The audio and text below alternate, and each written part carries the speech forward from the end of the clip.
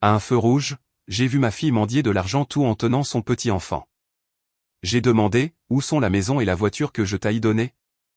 Elle a déité, en tremblant, MON Marie et sa mère ONT tout prieté. J'ai juste déité, ne t'inquiète pas, ILS le regretteront pour toujours. Je roulais tranquillement sur la route, quand j'ai vu ma fille, mendiant de l'argent, avec ma petite fille dans les bras.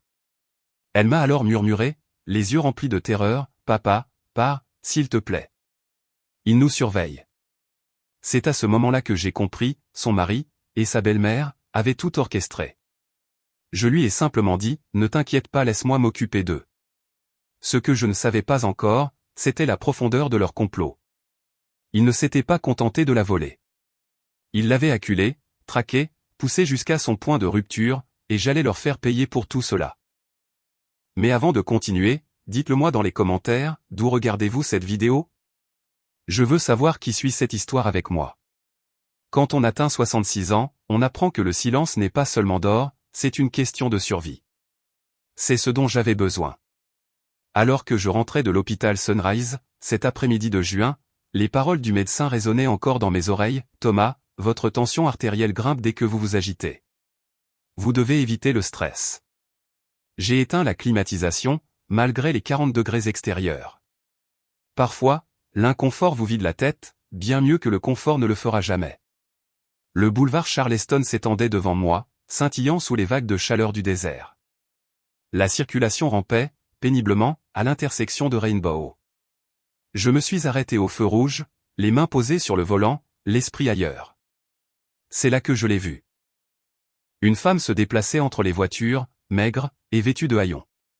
Ses vêtements étaient tachés, déchirés, et elle marchait pieds nus sur l'asphalte, un sol assez chaud pour cuire de la viande. Elle portait un bébé attaché contre sa poitrine, une petite chose aux joues rouges, dont la tête ballottait faiblement contre son épaule. Elle allait de fenêtre en fenêtre, comptant les pièces dans sa paume avec une urgence désespérée. Ce n'était pas le comptage habituel de quelqu'un qui se débrouille, mais le tri frénétique de quelqu'un dont le prochain repas dépend de chaque centime. J'aurais dû détourner le regard. Las Vegas regorge de gens qui demandent de l'aide au carrefour. Mais quelque chose m'a poussé à regarder de plus près. Elle s'est penchée pour ramasser une pièce tombée, et j'ai vu son visage clairement, pour la toute première fois. Mon cœur s'est serré. C'était Jessica, ma fille. Jessica. Le mot a explosé de ma gorge. J'ai ouvert brusquement la portière de la voiture. Elle a levé les yeux, et ses regards se sont agrandis, non pas de soulagement, mais de terreur. Papa, non. Tu ne peux pas. Tu dois partir. S'il te plaît. Elle a reculé, comme si j'étais le danger. Monte dans la voiture, ai-je dit, luttant pour garder une voix ferme, tout de suite. Papa, il surveille. Je me fiche de savoir qui surveille. J'ai ouvert la porte passager. Monte. Elle est restée figée, serrant le bébé plus fort. Le nourrisson a poussé un gémissement, un son qui m'a déchiré le cœur.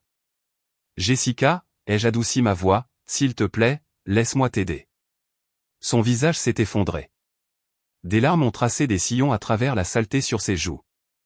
Elle a jeté des regards frénétiques autour d'elle, puis a trébuché vers la voiture. Elle est montée. Le bébé était pressé contre elle.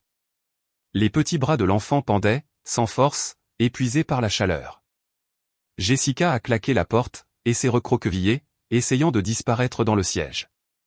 Le feu est passé au vert. Derrière moi, les voitures klaxonnaient. Je les ai ignorées, et j'ai démarré. Pendant plusieurs pâtés de maison, aucun de nous n'a parlé. Les épaules de Jessica tremblaient de sanglots silencieux. Elle berçait doucement le bébé, murmurant des mots que je ne pouvais pas entendre. J'avais 1000 questions, mais une seule brûlait plus fort que toutes les autres. Une question qui n'avait aucun sens. Une question qui transformait ma confusion en quelque chose de froid et de tranchant. J'ai jeté un coup d'œil à cette femme, qui ressemblait au fantôme de ma fille, la petite fille que j'avais élevée, la fille à qui j'avais tout donné. Jessica, ai-je dit doucement, ma voix brisant le silence, où sont la maison et la voiture que je t'ai achetée? Elle a fermé les yeux. Tout son corps tremblait. Et puis, elle a répondu. La réponse de Jessica est venue dans un murmure brisé. Et ce qu'elle m'a dit m'a glacé le sang. Je conduisais sans réfléchir, mettant simplement de la distance entre nous et cette intersection. Jessica restait prostrée, Sophie pressée contre sa poitrine. Le bébé était devenu silencieux, trop silencieux. Dis-moi ce qui s'est passé, ai-je dit. Tout. Sa voix était à peine audible. La maison est partie, papa. La Mercedes aussi. Les 400 000 $ d'économie. Tout ce que tu m'as donné. Ma mâchoire s'est crispée. Kyle? Kyle. Patricia. Gareth. Elle a essuyé son visage d'une main sale. 3 jours après la naissance de Sophie, Kyle est rentré avec un cadeau, un bracelet en argent gravé « Maman de Sophie ». J'ai pleuré, papa. Je pensais qu'il était le mari le plus attentionné. Sa voix s'est brisée. Puis il a sorti des papiers, a dit qu'il mettait en place une police d'assurance pour Sophie, pour protéger son avenir. Il avait juste besoin de ma signature. Elle m'a regardé avec des yeux vides. J'étais épuisé. Sophie avait hurlé toute la nuit. Je n'avais pas dormi depuis des jours. J'ai signé sans lire. Que as-tu signé? Une procuration. Les mots avaient un goût de cendre. Je lui ai donné le contrôle de tout. La maison, les comptes, absolument tout. J'ai senti un froid glacial s'installer dans ma poitrine. Après ça, ils m'ont mis au travail. Ses mains tremblaient. Chaque matin, pendant 2 semaines, Gareth ou Patricia me conduisaient à différentes intersections. Ils me laissaient là, avec Sophie. Ils me disaient que si je ne gagnais pas 20 $, je ne mangerais pas, ils t'ont forcé à mendier. Ils me surveillaient, papa. Patricia se garait à proximité pour s'assurer que je restais. La nuit, ils m'enfermaient dans une pièce à l'arrière. Ils ont pris mon téléphone. Ils ont dit que si je te contactais, ils prendraient Sophie, et que je ne la reverrais plus jamais. J'ai dû arrêter la voiture sur le côté. Mes mains tremblaient trop pour conduire. Pourquoi n'as-tu pas couru chercher de l'aide? Parce qu'ils m'ont dit que tu ferais une crise cardiaque si je me montrais. De nouvelles larmes coulaient sur son visage. Ils ont dit que tu avais 66 ans, avec de la tension. Que le choc te tuerait. Jessica. Mais ce n'est pas pour ça que je ne suis pas venue. Elle s'est couvert le visage. La vérité, c'est que j'avais trop honte. Tu m'avais prévenu pour Kyle. Papa, tu te souviens? Je m'en souvenais. Il y a 2 ans, lorsqu'elle l'avait ramené à la maison pour la première fois. Je n'ai pas confiance en lui, Jessica. Tu n'aimes jamais personne avec qui je sors. Il pose trop de questions sur l'argent. Tu es paranoïaque. Et lors de son mariage, en l'accompagnant à l'hôtel, il n'est pas trop tard pour changer d'avis. Elle avait souri, comme si je m'inquiétais pour rien, c'est le plus beau jour de ma vie. Tu avais raison sur lui, a-t-elle sangloté. Tu l'as percé à jour dès le début. Et moi, je l'ai défendu. Je t'ai traité de paranoïaque. Je t'ai fait du mal. Je me suis tourné pour lui faire face. Tu es tombée amoureuse. Ce n'est pas un crime. J'ai perdu tout ce que tu m'as donné. Je me fiche d'une maison, d'une voiture ou de l'argent. J'ai serré sa main. Tu es vivante. Sophie est vivante. C'est tout ce qui compte. Ma voix s'est durcie, et je vais régler ça. Elle m'a regardé comme si elle avait peur d'espérer. J'ai repris la route, cette fois avec une destination précise, le motel de Henry Walsh, sur la Boulder Highway. Rien d'élégant, mais Henry était un vieil ami qui savait garder le silence. Quand nous sommes arrivés, Henry a jeté un seul coup d'œil à Jessica et Sophie, et m'a tendu une clé, sans poser de questions.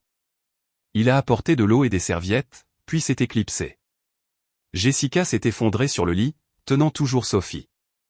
Le bébé s'est enfin détendu dans l'air plus frais, sa petite poitrine s'élevant et retombant selon un rythme régulier. Je me tenais à la fenêtre, surveillant le parking. Mon esprit passait déjà en revue les options, les plans, les prochaines étapes. Pour cette nuit, elles étaient en sécurité. Mais je savais que Kyle n'arrêterait pas de chercher.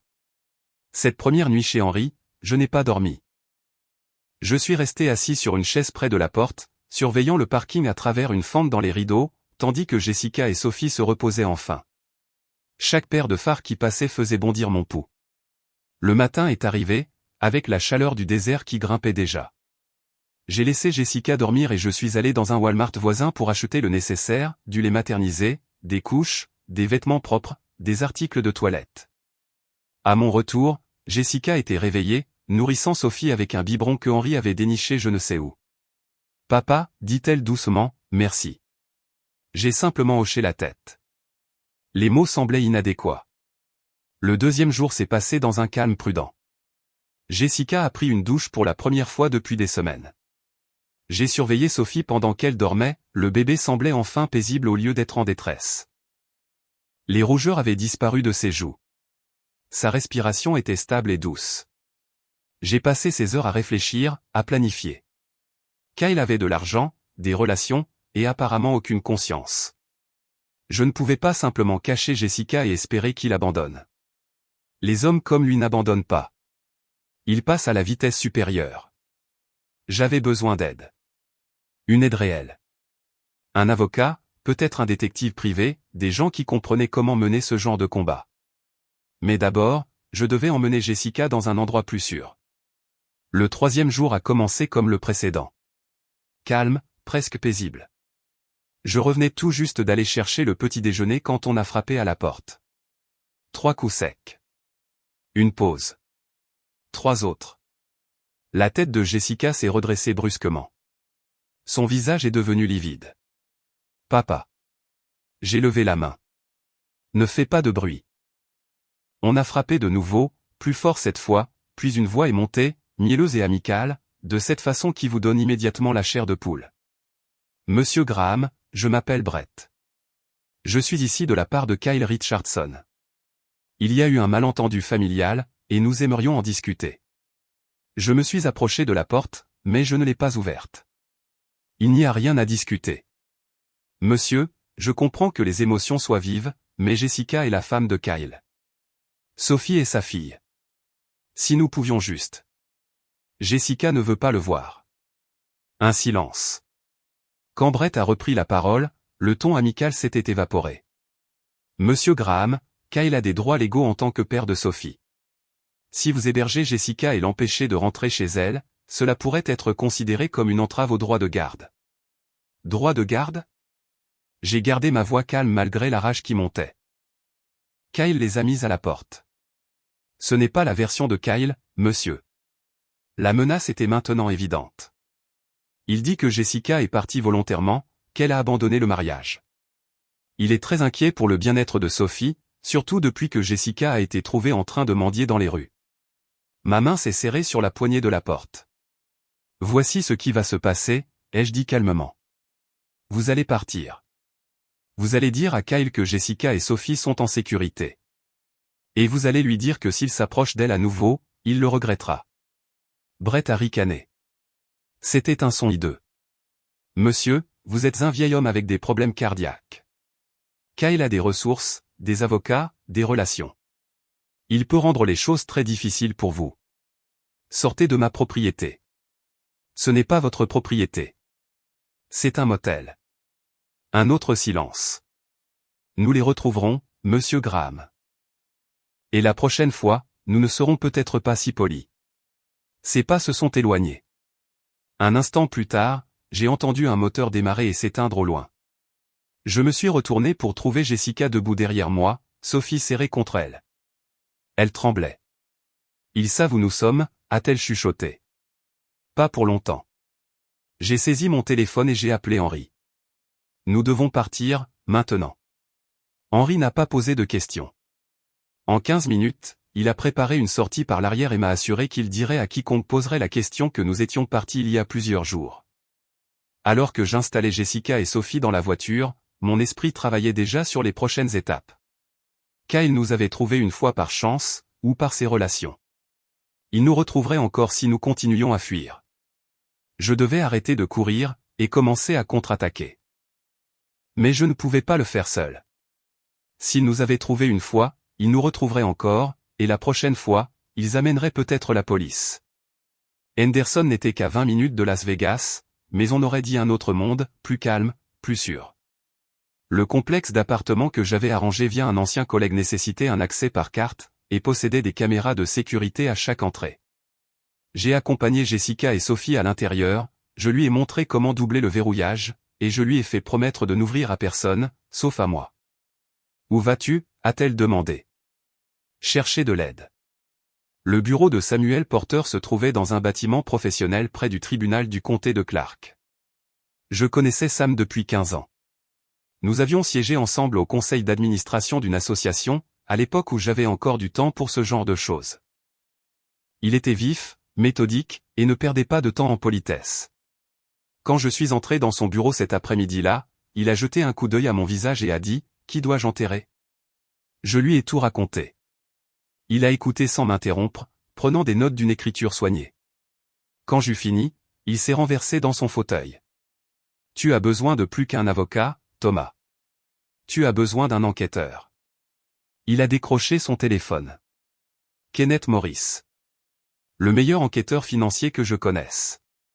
Si Kyle a déplacé cet argent, Kenneth retrouvera la trace. 20 minutes plus tard, Kenneth est entré. Un homme d'une cinquantaine d'années, avec des cheveux gris et des yeux qui ne laissaient rien passer. Sam lui a donné la version abrégée. Kenneth a hoché la tête lentement. 400 000 $ ne disparaissent pas sans laisser de traces. Transfert bancaire, virement, changement de compte. Tout est là, si on sait où regarder. Il a sorti une tablette. J'aurais besoin des informations bancaires de Jessica, des dates, de tout ce dont elle se souvient avoir signé. Elle a signé une procuration, ai-je dit. Elle pensait que c'était des papiers d'assurance. C'est une fraude s'ils ont déformé ce qu'elle signait. Kenneth a pris une note. Je devrais aussi vérifier le transfert de propriété de la maison et le titre du véhicule. Sam a tapoté son stylo sur le bureau. Priorité aux priorités, nous demandons une ordonnance de protection. Ensuite, nous commençons à monter le dossier pour fraude, coercition, et détournement de fonds. Et pour Sophie, ai-je demandé. Kyle profère déjà des menaces concernant la garde. Sur quelle base? Le fait que Jessica était sans abri. L'expression de Sam s'est durcie. Nous établirons qu'elle était sans abri parce que Kyle l'a rendue sans abri. C'est une grande différence. Mais nous avons besoin de témoins. Quiconque a vu ce qui se passait. Il y a une bénévole, ai-je dit. Lauren Reed. Elle travaille avec les sans-abri. Elle a vu Jessica plusieurs fois, a essayé de l'aider. Kenneth l'a noté. Je vais la retrouver. Quel est mon calendrier, ai-je demandé. Des jours, pas des semaines, a dit samedi, Kyle sait que tu as Jessica maintenant. Il va soit essayer de faire pression sur elle pour qu'elle revienne, soit entamer une procédure officielle pour forcer la main. Nous devons être prêts avant lui. J'ai hoché la tête, ressentant les premiers frémissements d'un sentiment que je n'avais pas éprouvé depuis que j'avais trouvé Jessica à ce carrefour, l'espoir. Alors que je me levais pour partir, mon téléphone a vibré. Un texte d'un numéro que je ne reconnaissais pas, ta fille est partout sur Facebook. Les gens posent des questions. Agis vite avant que ça ne devienne plus moche. Je l'ai montré à samedi. Sa mâchoire s'est crispée. C'est l'autre arme. L'opinion publique. Il a regardé Kenneth. À quelle vitesse peux-tu travailler? Vite, a répondu Kenneth, mais ils ont une longueur d'avance sur le récit. Je suis sorti de ce bureau, l'esprit en ébullition. Kyle ne s'attaquait pas seulement à Jessica sur le plan juridique. Il s'attaquait à sa réputation, s'assurant que même si nous gagnions au tribunal, elle perdrait aux yeux de tous ceux qui la connaissaient. Alors que je quittais le bureau de Samuel, mon téléphone a vibré avec un message qui m'a retourné l'estomac. Le message est arrivé juste après 20 heures, ce soir-là. J'étais assis à la petite table de cuisine dans l'appartement de Henderson, regardant Jessica essayer de convaincre Sophie de boire un peu de lait. Un lien, aucun message, juste une vidéo Facebook de quelqu'un que je ne reconnaissais pas. J'ai cliqué. Le clip commençait de façon tremblante, filmé depuis la fenêtre d'une voiture. J'ai reconnu l'intersection immédiatement, Charleston et Rainbow. Il y avait Jessica, tenant Sophie contre elle, debout sous cette chaleur brutale de l'après-midi. Le bébé pleurait. Jessica semblait vidée, son visage inexpressif de fatigue. Puis, la légende s'est affichée sous la vidéo, voici ma femme, Jessica Richardson. Elle a abandonné notre famille, a pris notre fille et a disparu.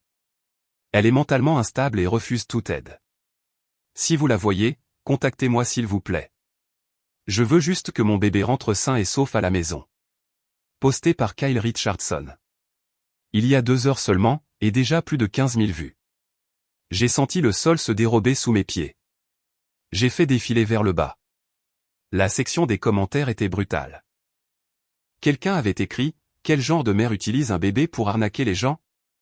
Un autre disait « On dirait qu'elle est sous drogue. » Que quelqu'un appelle les services sociaux. Un troisième « Je l'ai vu hier. C'est une mendiante professionnelle. Ne lui donnez rien. » Et juste en haut, mis en avant par l'algorithme de Facebook, il y avait un commentaire de Patricia Richardson « J'ai tellement essayé de l'aider. Elle est comme ça depuis la naissance de Sophie. Nous lui avons tout donné, mais elle n'a cessé de nous repousser. Maintenant, elle met ce pauvre bébé en danger. Je prie pour qu'elle reçoive l'aide dont elle a besoin. » Plus de 200 personnes avaient aimé le commentaire de Patricia.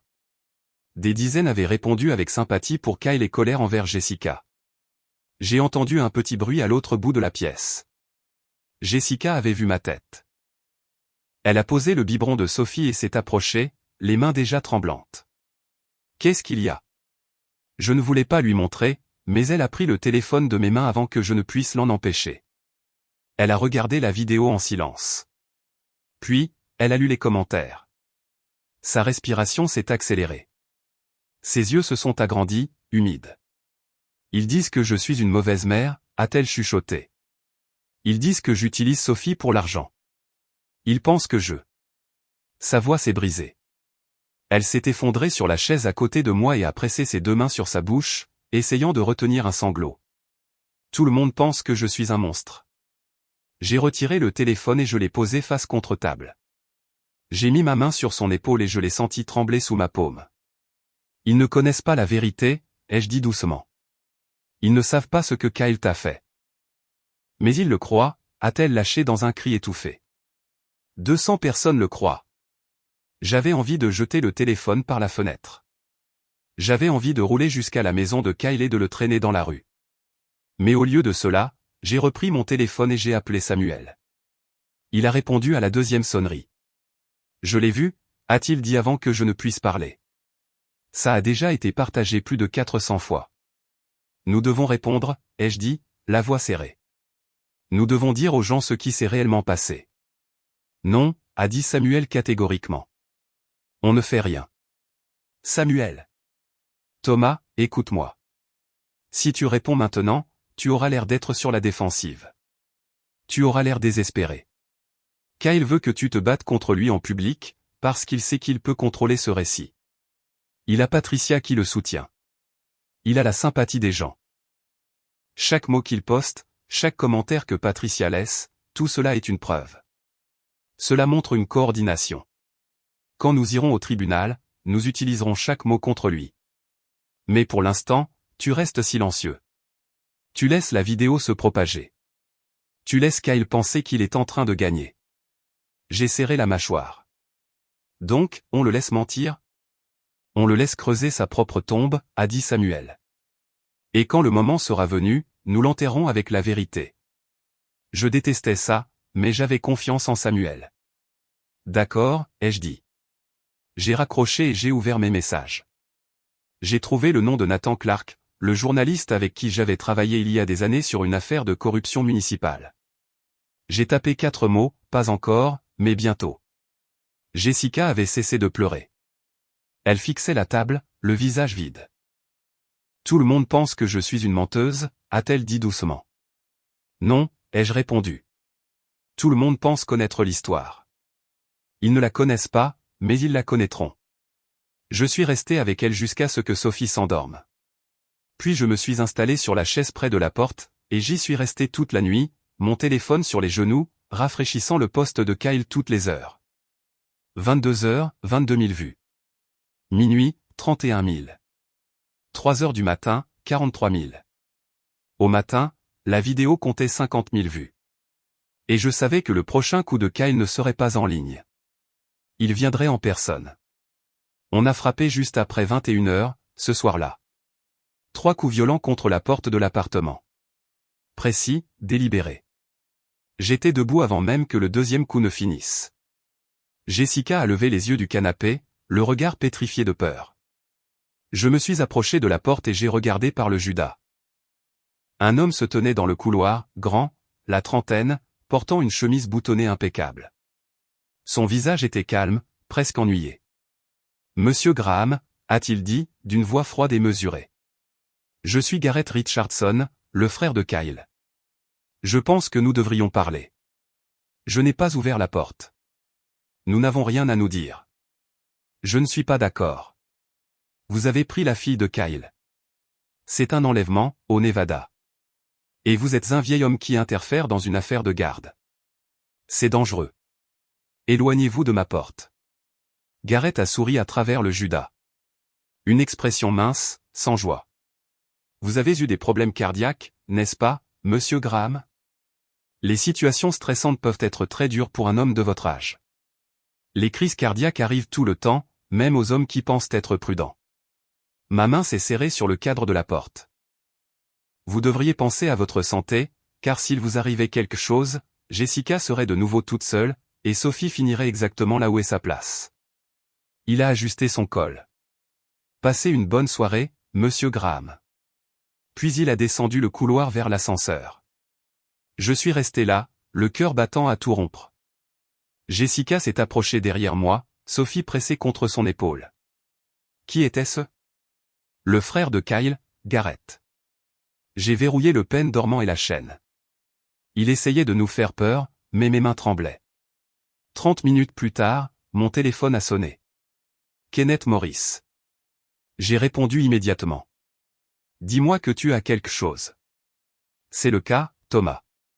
Tu devrais t'asseoir pour écouter ça. Je me suis assis.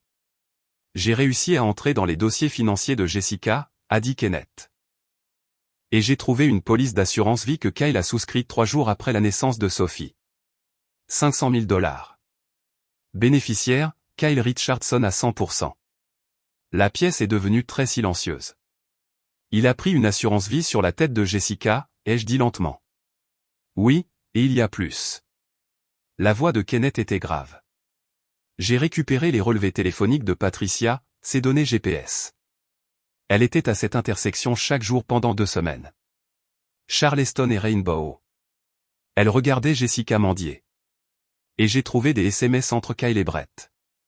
Kyle le payait 500 $ par semaine pour garder Jessica dans la rue, pour s'assurer qu'elle restait visible. Pour s'assurer qu'elle n'aille pas dans un refuge.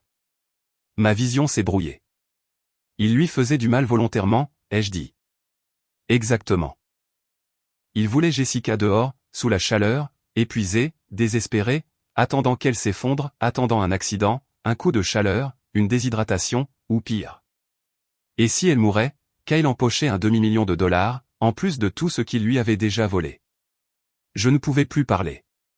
Thomas, ce n'était pas seulement un vol. C'était une tentative de meurtre par négligence. J'ai regardé à travers la pièce. Jessica avait réussi à rendormir Sophie. Elle était recroquevillée sur le canapé, les yeux clos, le visage paisible. Elle semblait si fragile. Kyle n'avait pas seulement pris sa maison, sa voiture et son argent.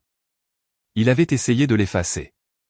Je me suis levé et j'ai marché vers la fenêtre, fixant les lumières de Henderson qui s'étendaient à travers le désert. Samuel doit voir ça, ai-je dit, ma voix froide et plate. Tout. La police d'assurance, les données GPS, les messages, absolument tout. Je lui envoie tout de suite, a dit Kenneth. Bien. J'ai pressé ma main contre la vitre. Parce que j'en ai fini de jouer en défense. Il est temps de tendre un piège. J'ai raccroché et je me suis retourné vers Jessica, qui dormait paisiblement pour la première fois depuis des semaines. Kyle n'avait pas seulement volé ma fille. Il avait essayé de l'effacer. Et maintenant, j'allais lui faire payer. Je suis arrivé au Starbucks sur West Sahara Avenue à 10h45. Samuel était déjà là, assis 3 tables plus loin avec son ordinateur ouvert, ressemblant à n'importe quel travailleur à distance. Il ne m'a pas salué. J'ai commandé un café noir et je me suis assis vers le fond, mon téléphone en train d'enregistrer dans la poche de ma chemise. À 11h pile, Patricia Richardson a franchi la porte. Elle portait des lunettes de soleil surdimensionnées et un blazer en lin blanc. Kyle la suivait, les mains dans les poches, l'air suffisant. Ils se sont assis en face de moi sans demander la permission. Monsieur Graham, a dit Patricia en retirant ses lunettes. Je suis contente que vous ayez accepté de nous rencontrer. J'ai pris une voix fatiguée, celle d'un homme vaincu. Je veux juste comprendre ce qui s'est passé. Patricia s'est penchée en avant, son ton dégoulinant d'une fausse sympathie. Jessica lutte depuis longtemps. Elle n'est pas bien. Elle a besoin d'une aide professionnelle. Et pour la maison que je lui ai achetée, ai-je demandé doucement. La maison à 700 000 $? Où est-elle maintenant? Patricia n'a pas hésité, c'est une propriété familiale désormais. Jessica a signé les papiers elle-même. Tout était légal. Et la voiture, la Mercedes? Kyle a pris la parole, sa voix fluide, propriété familiale également. L'argent des comptes de Jessica a été utilisé pour des investissements dans les affaires familiales. Tout a été fait correctement. 400 000 $, ai-je dit. Disparu. Patricia a tendu la main à travers la table et a tapoté la mienne. Jessica a fait ses choix. Elle a signé les documents. Et maintenant, elle se sert de vous pour essayer de reprendre ce qu'elle a donné. J'ai retiré ma main lentement. Que attendez-vous de moi? Nous voulons que Sophie revienne là où est sa place, a dit Patricia, sa voix se durcissant, avec son père. Et vous devez arrêter d'interférer. Kyle s'est renversé dans son siège, bras croisés. Vous êtes un vieil homme avec des problèmes de santé. Vous n'avez pas besoin de ce stress. Rendez-nous Sophie. Nous oublierons toute cette histoire. Je me suis levé lentement, comme si mes genoux me faisaient souffrir. J'ai besoin d'y réfléchir, ai-je dit à voix basse. Patricia a souri. Bien sûr. Mais ne tardez pas trop. Je suis sorti. Samuel m'a suivi 30 secondes plus tard. Tu l'as eu, ai-je halté sur le parking. Il a brandi son téléphone. Chaque mot. Patricia qui admet que la maison est un bien familial. Kyle qui avoue avoir utilisé les 400 000. Tout y est. Mon téléphone a vibré. Un texte de Kenneth, Lauren Reed est prête à témoigner. Elle a des photos de Patricia surveillant Jessica. Et il y a encore une chose concernant Garrett. Appelle-moi. J'ai regardé Samuel. Nous en avons assez. Plus qu'assez. Il est temps de les faire tomber.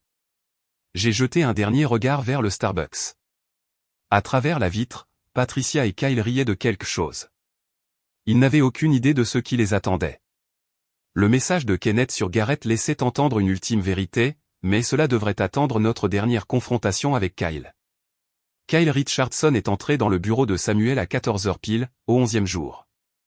Il portait un costume sur mesure et affichait une assurance sereine. Il a jeté un coup d'œil à Samuel, Kenneth et moi, puis a souri. Messieurs, dit-il en s'asseyant. Je suis ravi que nous puissions enfin discuter comme des gens civilisés. Samuel n'a pas rendu son sourire. Il a ouvert son ordinateur et l'a tourné vers Kyle. Nous ne sommes pas ici pour discuter. Nous sommes ici pour vous montrer ce que nous avons. Il a appuyé sur lecture. La voix de Patricia a rempli la pièce, c'est une propriété familiale désormais. Tout était légal. Puis la voix de Kyle, l'argent a été utilisé pour des investissements dans les affaires familiales. Le sourire de Kyle a vacillé. Vous nous avez enregistrés. Absolument, a dit Samuel. Et ce n'est que le début. Kenneth s'est avancé et a posé des documents sur le bureau. Relevé bancaire. 400 000 $ transférés du compte de Jessica 3 jours après qu'elle a signé ce qu'elle pensait être un formulaire d'assurance.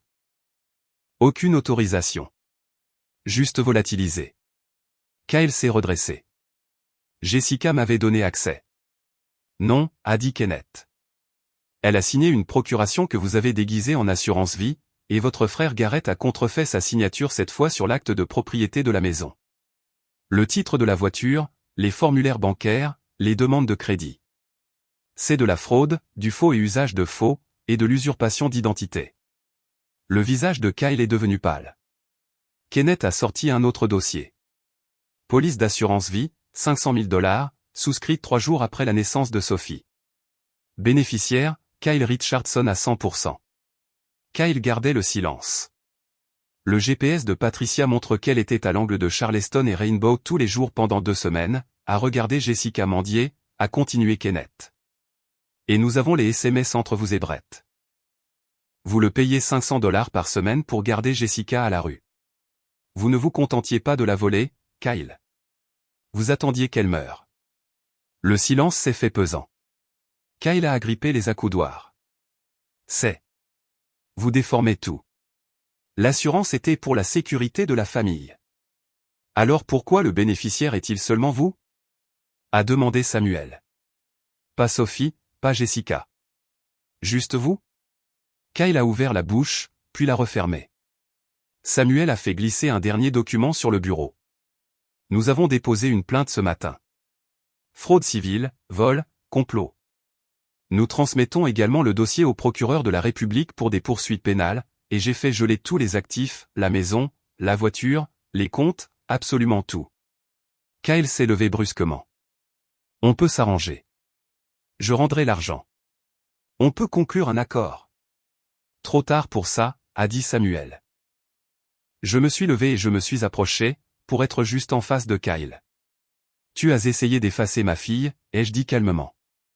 Tu as volé tout ce que je lui avais donné. Tu l'as forcée à mendier sous 40 degrés avec un bébé. Tu as payé des gens pour la regarder souffrir. Tu as pris une assurance vie sur elle comme si elle était un investissement. Kyle a reculé d'un pas, c'est fini pour toi, ai-je conclu.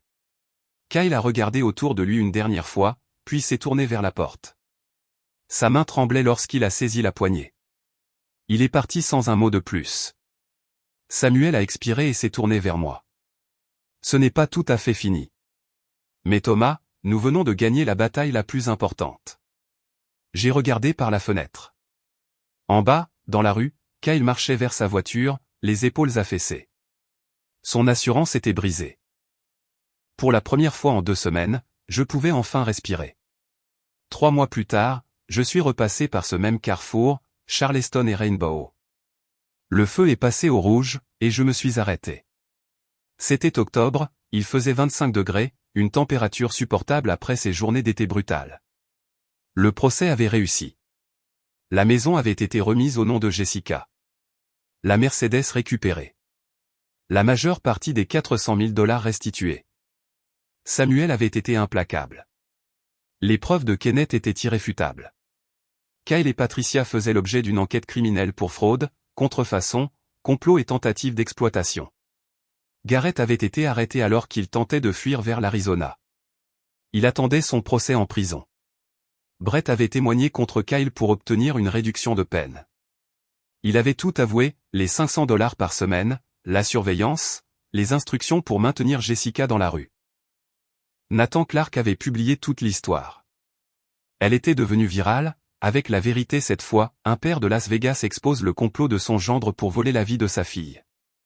L'indignation publique était immense. Kyle et Patricia avaient tout perdu. Au feu rouge, j'ai jeté un coup d'œil à droite. Ils étaient là. Kyle tenait un panneau en carton, sans abri. Tout est des bienvenus. Patricia était assise sur le trottoir, l'air hagard et épuisé. Les vêtements de marque avaient disparu, remplacés par des chemises tachées et des jeans usés. J'ai pensé à m'arrêter, mais je ne l'ai pas fait. Les yeux de Kyle ont croisé les miens. J'ai vu une lueur de reconnaissance, puis de honte. Il a détourné le regard. Le feu est passé au vert. Je suis parti. Le karma finit toujours par faire son œuvre. 20 minutes plus tard, je me suis garé devant l'appartement de Jessica à Henderson. Petit, propre, sûr. Le sien. Elle avait trouvé un emploi de saisie de données à distance. Elle se reconstruisait lentement, selon ses propres termes. J'ai frappé. Jessica a ouvert la porte, souriante. Salut, papa. Derrière elle, Sophie est arrivée en trottinant à travers la pièce, les bras tendus. 13 mois maintenant, bien ferme sur ses jambes. Papa, a-t-elle babillé. Je me suis accroupi et je l'ai rattrapée. Elle a ri et a tapoté mes joues de ses petites mains. Je l'ai soulevée. Elle a entouré mon cou de ses bras, en rigolant. Toute la fatigue, la colère, la peur se sont envolées. C'était pour ça que je m'étais battu. Pas pour la vengeance, pas pour l'argent. Mais pour ce moment. Pour le riz.